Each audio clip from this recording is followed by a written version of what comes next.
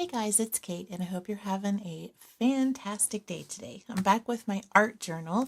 I've got my pages taped off, and I've got my little glue stick. And I grabbed a whole bunch of paper scraps. I've got some magazine pages, and they're all kind of neutral colors. And I am just going to quickly cover the back of my paper so that this whole area is covered, and then we will go on to the next layer. So I don't care about where anything goes on here, just so long as it is not overlapping with my tape. So where I have some of these flat edges, I'm going to be using that just to make sure that this is going to go together, and I won't be pulling up any pieces of my work when I remove the tape at the end. And I'm using my glue stick today just to get the pieces down fairly quickly, and then we can go over the whole thing with any type of clear gesso, matte medium, anything like that to seal it in when the whole thing is complete. And actually, I'm going to be putting paint layers on this also, so that will really help with that. So I'm just going to keep putting these pieces on and probably speed this up or come back when they are all on, and then we will get on to the next layer. See you then.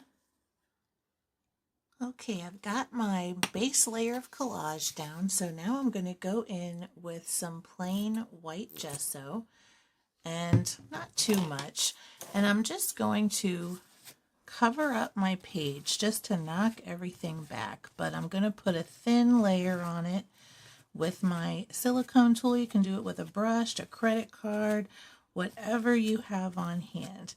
And I'm just going to rub it in and get the excess off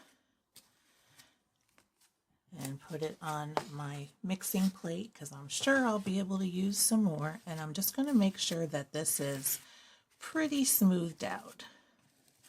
So I'm just going to go over it gently, just like this. And now we have a good base layer to start working on. So I'm just going to give this a minute to dry, and I will be right back. All right, I'm back, and I have my black China marker. This is an oil base. They call it also a grease pencil, I think. And I am going to find some natural areas on here to make some marks. And I want to divide my page into quadrants because I'm going to glaze those. And so I've got kind of a natural line here, and so I am going to follow that and just make kind of a messy bit of a line there. And I am going to have my first quadrant be right here.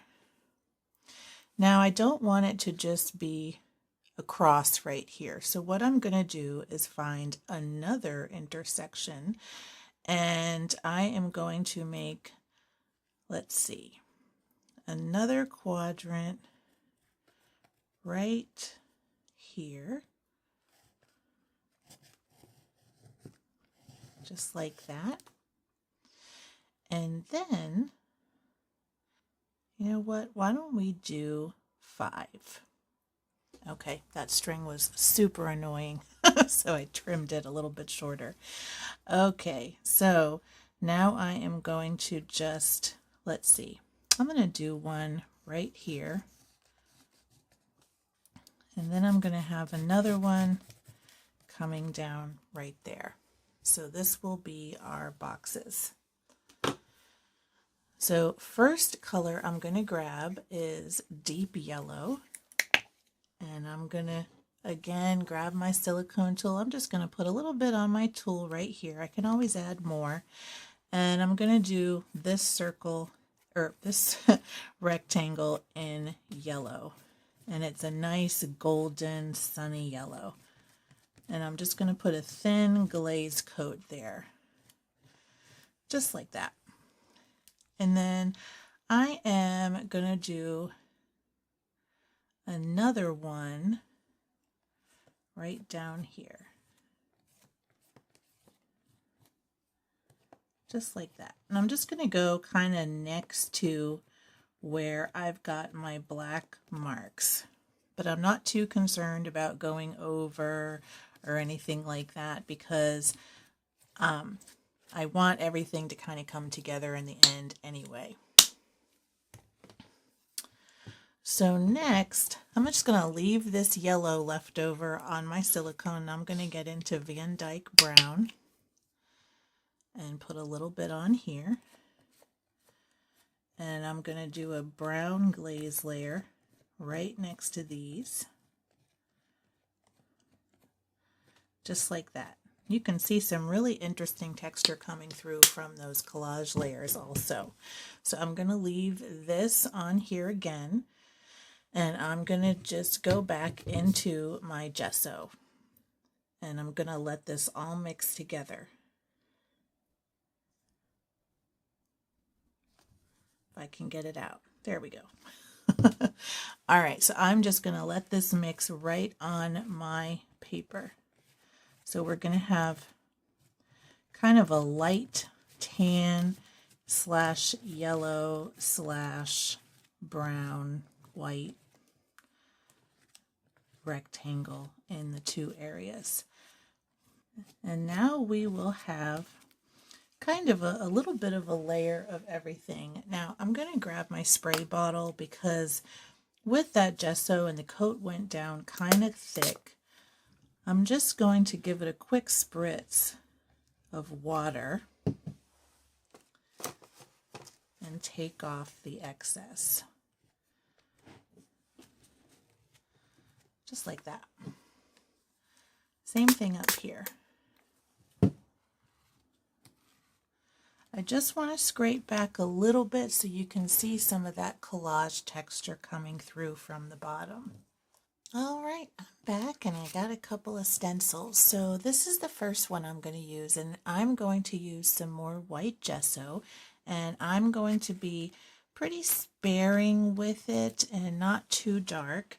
And this is just going to add a little bit more of that texture to the background. And I'm going to kind of use this stencil to bring the rest of the journal page together. So where I have these 4 quadrants separated, I'm going to add just this subtle texture to the underlayer. And that way it will just add a little bit of extra oomph. And I'm going to overlap this just a little bit with the bottom and then kind of continue the pattern up into the other areas. Now this is kind of a broken pattern, so I'm not going to cover the whole page. I'm just going to kind of meander around a little bit with my makeup sponge. And you can use whatever you've got on hand if you have a stencil, or you can do a hand-drawn pattern or anything like that. But I'm just going to add a little bit more right up through the corner here. And I'm just sort of placing the stencil where it left off, trying to find where the old pattern was, and that will just help me get it to where it looks pretty even. And I think that looks pretty good to me. What do you think? So I've got that down. Now what I think I'm going to do is grab my other stencil here. So I have this. I don't know if you have any stencils on hand. You can do really anything, hand draw. I thought this one might look pretty good on the page, and I'm going to also kind of cross this over a little bit too, and I'm going to try to find just a good spot for it. And I think I'm going to move it down a bit and maybe have it go right there. So I've got my flower going across, I've got one ending here, and I've got a couple down here. So I've got a little bit of white left in that tray. I'm going to cover this whole thing in brown, but then I am going to go back over it and add in some pops of red. So that will be our focal point. But I want the rest of it to kind of be brown and earthy. And I'm just going to put the red basically where I have my flowers, but that's just going to be like an overcoat. So I'm just going to cover the whole thing right now with brown. And I've got a little bit of white left over in my sponge, but this is mostly dark, so I'm just going to continue with it here.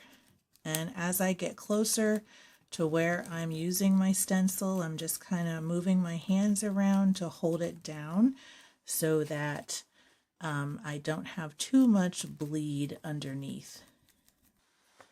And I love that. I think that looks beautiful. Okay. All right, so I'm done with that. Now I'm just going to grab, I think, my round brush. Actually, I'm not done with that. I need it for my red. So I'm grabbing just my crimson red. It's a warm red. It's not got a lot of blue in it. And this is a pretty warm sheet. So I'm just going to continue with that.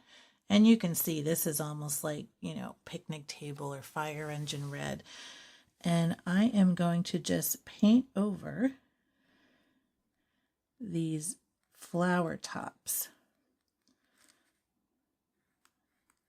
And I'm going to go pretty slowly just to make sure that I'm not doing too much outside the lines.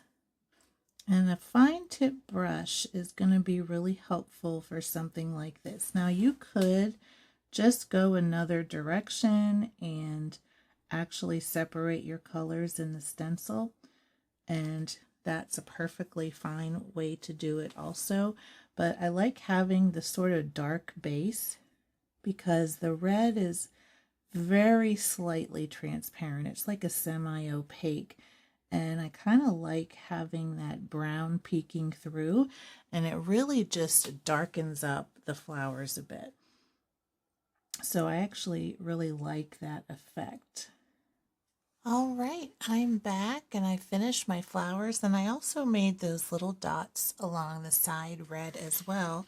And I think for this one, I'm also going to grab a sentiment, Embrace the Journey, and I am going to place that right in this box, right there. And I think that looks great. So let me get this tape off and give you the close-up. I really love these sort of earthy tones and the pops of red. I've really noticed in a lot of my stuff, I tend to really love going for red as kind of like that nice pop of color for a focal point, whether it's in a regular journal page or if I'm doing like a more abstract painting type of thing. But I just love how red looks. It's beautiful, especially when you're on some other sort of faded background colors or even these bright yellows. So let me get this close up for you so you can see what we did. And this is a pretty easy page. I did use a couple of stencils, but you don't even need stencils. You could do anything with what you've got on hand. You can even cut your own stencils out of cardstock paper if you want to.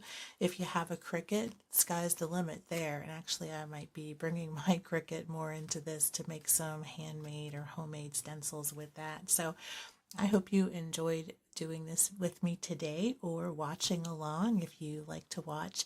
And don't forget to give it a thumbs up if you like this video. And until next time, keep creating. Thanks for watching.